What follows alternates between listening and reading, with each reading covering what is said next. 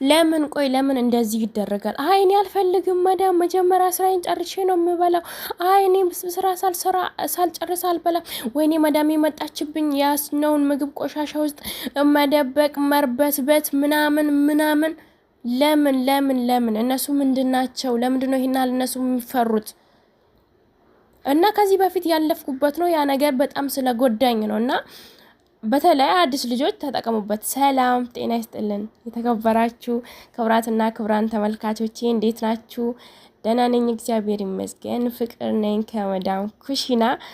ዛሬ አንዳንድ ነገሮችን ይዤላችሁ መጥቻለሁ። እኔም ያለፍኩባቸውን እያለፍኩበት ያለውን እና እያየሁት ያለውን ነገሮችን ይዤላችሁ መጥቻለሁ። በተለይ አዳዲስ የሆናችሁ ልጆች አሁን ከኢትዮጵያ የመጣችሁ ልጆች እና እንደዚህ አይነት ሙድ ውስጥ ያላችሁ እንደዚህ አይነት ተግባር ውስጥ ያላችሁ እህቶቼ ስሙትና የሆነ ማስተካከል ያለባችሁን ነገር ካለ እንድታስተካክሉ ብዬ ነው። እና ምንድነው መሰላችሁ መዳም ቤት ውስጥ ስንኖር ብዙ ነገሮች አሉ እና ብዙ ችግሮች አሉ። እነሱ ማለት ነው እኛ ብንጎዳ ብንታመም አለ አይደለ እነሱ የሚወዱን ነው የሚመስላችሁ፣ ግን እነሱ እኛን አይወዱንም። እኛ ግን እንደዛ ነው የሚመስለን። እነሱ እኛን የሚወዱት ጉልበታችንን ብቻ በቃ እንጂ ብንታመም ፓናዶል ውሰዱ ነው የሚሉት። ብንታመም በቃ ህመማችን ብብስ ያወጡናል፣ ወደ ሀገራችን ያሳፍሩናል፣ ከፈለጉ ወደ ቢሮ ይመልሱናል። መዳሜ ትወደኛለች እንደዚህ የሚባል ነገር የለም።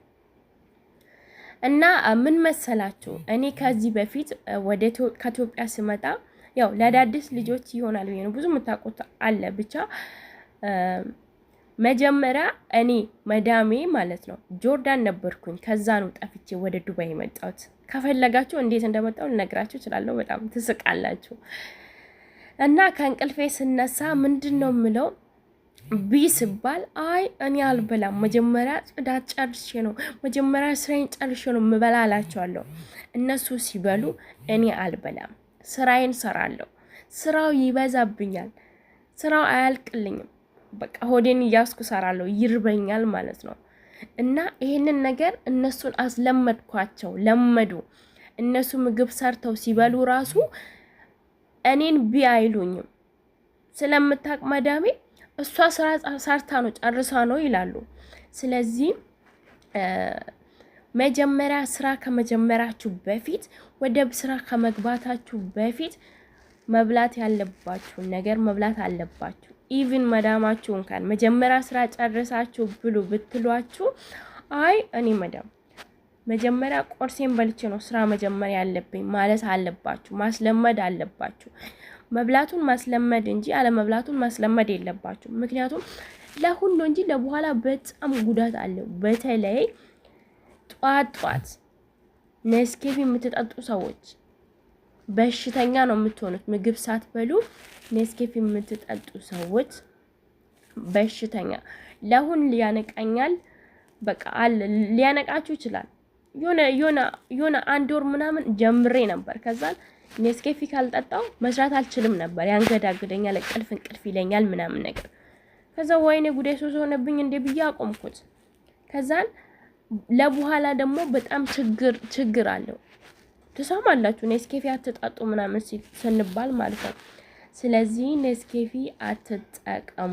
ጧት ስትነሱ ምግብ መብላት ያለባችሁ ምግብ በልታችሁ ነው ወደ ስራ መግባት ያለባችሁ። መዳማችሁ አይሆንም ብትራሱ ነው አይሆንም። መጀመሪያ መብላት ያለብን የሰው ልጅ እንዴት ሳይበላ ይሰራል? ለሱ ራሱ አሉ አይደል እንዴ እየተቀመጡ የሚውሉ የሚበሉ። እና ምግባችሁን ሳትበሉ ወደ ስራ አትግቡ። በተለይ አዲስ ከኢትዮጵያ የምትመጡ እህቶቼ አዲስ ስለሆናችሁ ድንጋጤ ስራ እንዴት ልልመድ የሚል ምናምን ሊሆን ይችላል። ግን የማይለመድ ነገር የለም፣ ሁሉም ነገር ይለመዳል ቀስ በቀስ ማለት ነው።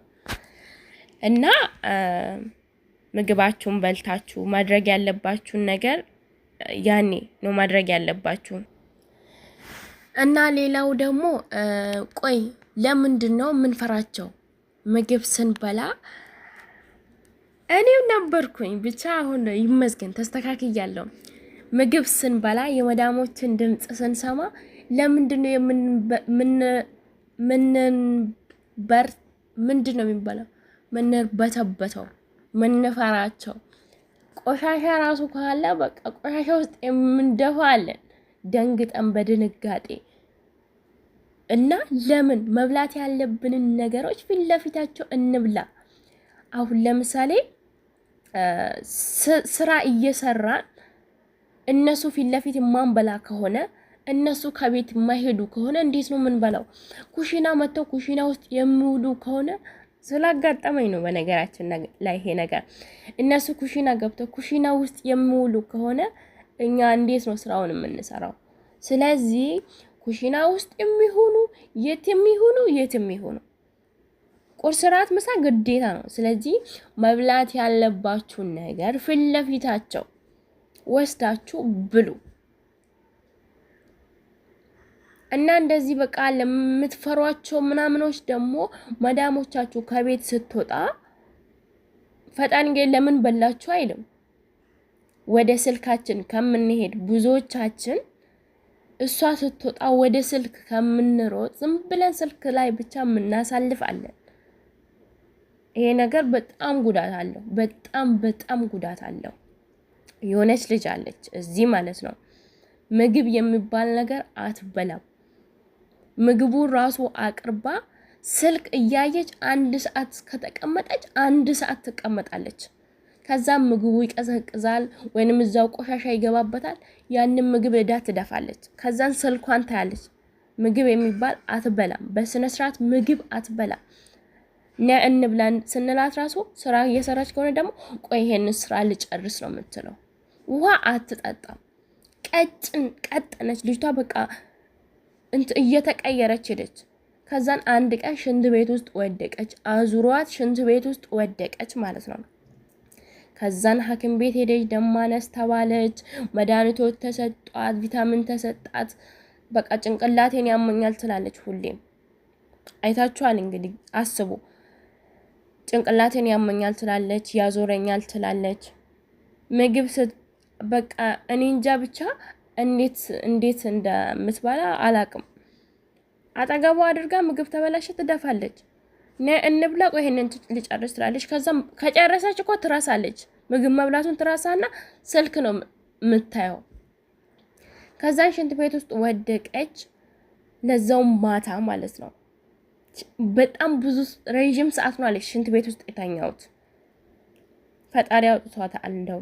ከዛን በጧት ሐኪም ቤት ሄደች። እንደዛ ተባለች። መድኃኒቶች ምናምን ተሰጣት። ከዛን ወዲህ በቃ ጁስ ምናምን እየሰራች መጠጣት ጀመረች። አጃ ያረገች ቴምር ከዩቲዩብ አይታ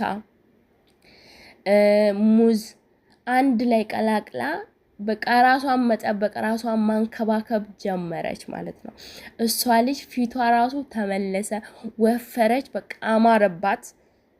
አሟት አያውቅም። ተስተካከለ ደማ ማለት ነው። በቃ ራሷን መያዝ ጀመረች። አስባችሁታል? እና ለምንድነው እስከምትወርቁ እስከምንወድቅ ድረስ ለምንድነው የምንጠብቀው?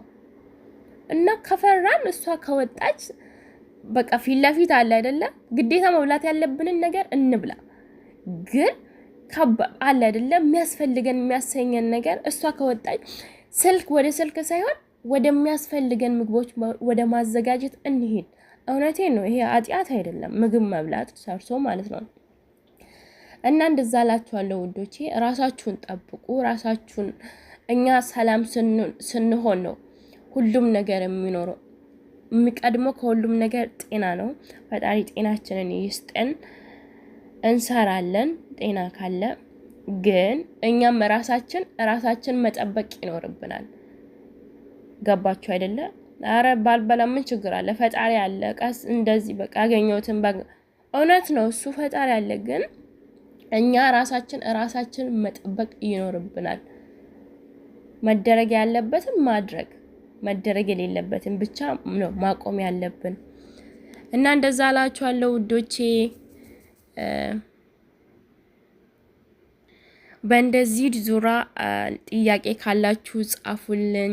አዳዲስ ልጆች ካላችሁ ከኢትዮጵያ የመጣችሁ ያው ይጠቅማችኋል ብዬ አስባለሁ። በጣም ወዳችኋለሁ። ሰብስክራይብ እያደረጋችሁ አበረታቱኝ። ብዙ ሰዎች ብዙ ልጆች ጋር እንዲደርስ ላይክ አድርጉኝ እና ደህና ሆኑልኝ። ወዳችኋለሁ።